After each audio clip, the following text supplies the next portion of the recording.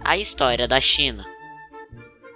A China tem uma das civilizações mais velhas do mundo. A sua história começou há pelo menos 4.000 anos atrás. O que era o território da China antiga era habitado por hominídeos por pelo menos 1 milhão de anos atrás. Estudos mostram algumas ferramentas de pedras datadas a pelo menos 1.300.000 anos atrás. A agricultura chinesa está datada a pelo menos 7.000 anos antes de Cristo. A agricultura foi uma das principais razões para a cultura e a população na China antiga. A agricultura deu raiz à cultura Jiao, que desenvolveu a escritura proto-sinaitica chinesa. Os rios Yangtze, Amarelo e Rio das Pérolas forneciam as terras férteis para a agricultura. No período neolítico, o Rio Amarelo começou a estabelecer em si mesmo como centro da cultura de Yangshao, e as primeiras vilas foram criadas. Mais tarde, Yangshao foi suplantada pela cultura de Longshan, que foi o centro do Rio Amarelo por volta de 3.000 a 2.000 a.C. A história da China antiga provavelmente começou com uma sociedade organizada que pode ter começado com a dinastia Xia. Essa dinastia foi considerada mística entre os historiadores. A dinastia, depois da batalha de Mingqiao, entre eles e a tribo Shang, que resultou em vitórias aos Shangs,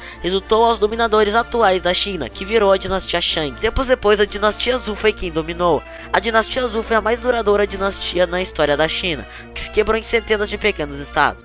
Ao tempo, os maiores e mais poderosos anexaram esses pequenos. Grandes personalidades como Confúcio e Sun Tzu viveu este período dominado por instabilidade e conhecido como período dos estados combatentes. A dinastia Qin fundou os estados e criou a famosa muralha da China. A dinastia Han foi um período de economia crescente. Estabilidade e prosperidade cresceu para os chineses. A dinastia Han foi chamada de período de ouro na história chinesa, fundando e construindo a China unificada em um estado poderoso. Ciência, arte e cultura avançou como nunca antes visto nessa parte do mundo. A dinastia Han tinha sido tomada como o nome do povo chinês que nós conhecemos hoje como os Hans chineses.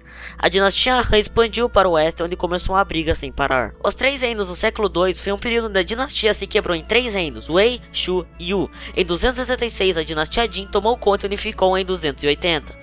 Mas mais tarde, o norte da China foi dividido em uma série de independentes países, onde a maioria dos quais foram fundados pelos mongóis, turcos, tibetanos. Esse período é conhecido como os 16 reinos e é marcada pela instabilidade. No século V, a China entrou no período chamado de Dinastias Norte e Sul, onde muitos regimes conquistaram o norte e o sul do país. A dinastia Sui unificou a China. A dinastia Sui é conhecida pelos seus numerosos projetos e enormes construções. Destinada a remessas de grãos e transportar tropas, o grande canal da China foi construído. A muralha da China foi expandida enquanto uma série de conquistas militares e manobras diplomáticas foram feitas. Contudo, a invasão massiva da Península Coreana foi falha e isso levou a dinastia a cair. Muitos chineses consideram a dinastia Tang como um ponto alto para a China imperial. A dinastia Tang foi fundada pelo imperador Gaozu. Em 18 de junho de 618 foi um ano de ouro para a civilização chinesa e um dos períodos mais prósperos da China, com um desenvolvimento significativo. Shenzhen, a capital, é acreditada em ser a maior cidade do mundo durante esse tempo. Por causa de algumas revoltas dentro dela, a China vai se quebrar de novo e o período vai ser chamado de os 5 períodos e os 10 reinos. O período da desunião política marcado entre 907 e 965. Os 5 regimes Liang, Tang, Jin, Han, Zhou sucederam rapidamente um ao outro no controle do império. Em 960, a dinastia Sung foi fundada pelo imperador Taizong. A dinastia Sung unificou a maioria da China, mas havia 2 reinos no norte, Império Tanjute e Liao. Sung atacou Liao por alguns territórios perto da muralha da China. O ataque foi um fracasso. Com o Império Liao, algumas tribos se revoltaram aos seus soberanos para estabelecer a dinastia Jin. A era iria acabar com a invasão do Império Mongol.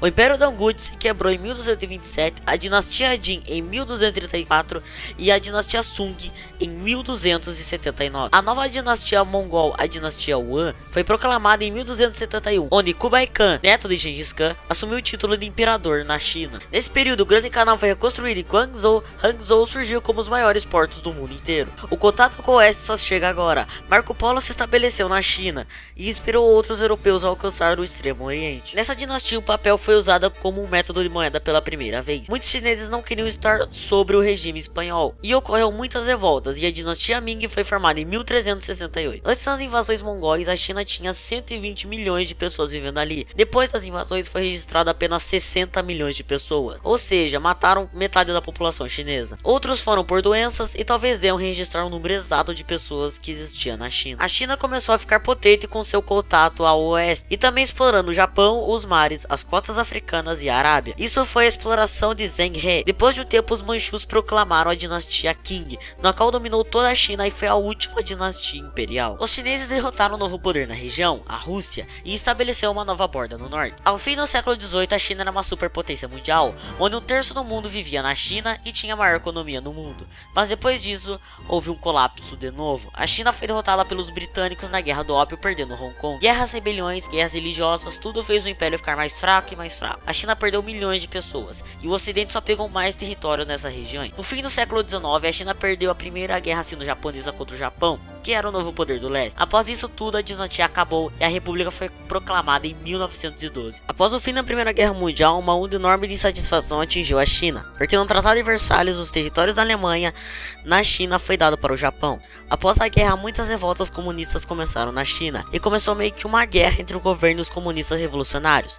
Quando começou a Segunda Guerra Sino-Japonesa, começou também a Segunda Frente Unida. A Segunda Guerra Sino-Japonesa é uma parte da Segunda Guerra Mundial, onde os japoneses tentaram invadir a China, mas falharam depois de 1945, quando os japoneses se renderam em uma guerra civil onde ocorreu na China e os comunistas estabeleceram o controle de tudo. Depois da final da Guerra Civil Chinesa, o governo teve que se mudar para Taiwan, onde vivem até hoje lá. Até lá, em 1º de outubro, Mao Zedong, o ditador que mais matou pessoas no mundo, proclamou a República Popular da China. Nesse tempo, uma enorme crescida na população ocorreu. De 500 milhões foi a 1,3 bilhões de pessoas. A China começou a produzir indústrias e fábricas e crescendo sua economia. A China comunista não era muito comunista igual aos outros países naquele tempo, fazendo mais reformas liberais e abrindo seu mercado. Fazendo isso, a economia cresceu rapidamente, dando mais que 10% por ano. Mais de 20 anos, hoje a China é uma superpotência militar e econômica como era anos atrás. Essa foi a história da China e, óbvio, é igual a da Alemanha, foi muito bem resumido. Se você quer saber mais da história, você vai ter que ler. É isso aí, mano. Oh, yeah. Rafa Moreira 777 fim do vídeo. Eu bebo